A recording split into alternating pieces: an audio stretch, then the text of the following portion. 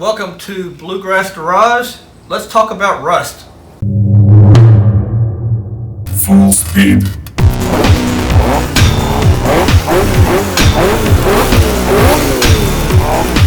Burnout. Okay, welcome back. So as the heat wave rolls through Kentucky here, as you can tell by the sunburn, figured we'd take a break from working on the 69 Firebird and let's ask a very important question. When is too much rust just too much? Let's go take a look. So let's take a step back and talk about this. This project has been here for a while. If you look back at the initial video, it's a 69 Firebird. We brought in, it was basically getting a complete restoration. As we began cutting into it, we found more and more and more rust.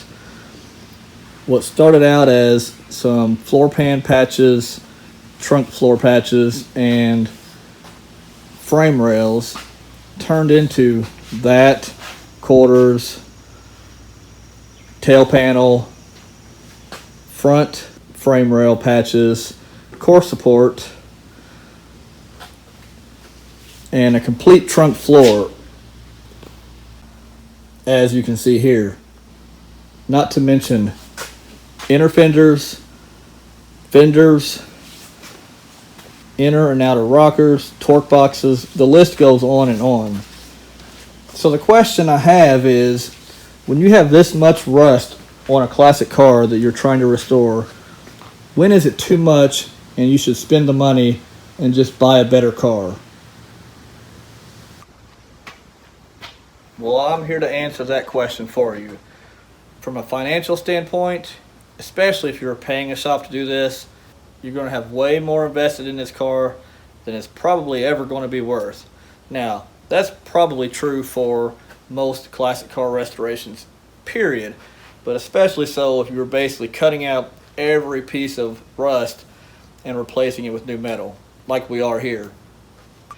So the next question is, once we have found out that this car is so rusty, why do we continue cutting and welding instead of just getting rid of this and going with a better car? And that's a very good question. We already have all the metal and we've already spent hours and hours into it.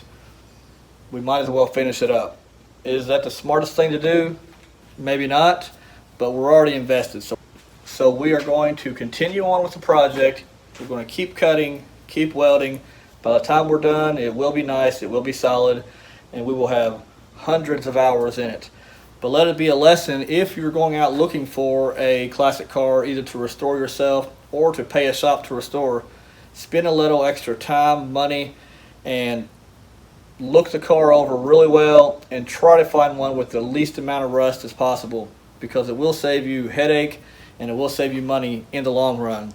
Of course, if you have something that's sentimental to you and you already have the car, can't really help it at that point. If you are searching for one, take a little extra time and look for a better car. So anyway, I'm going to go back in the air conditioning today.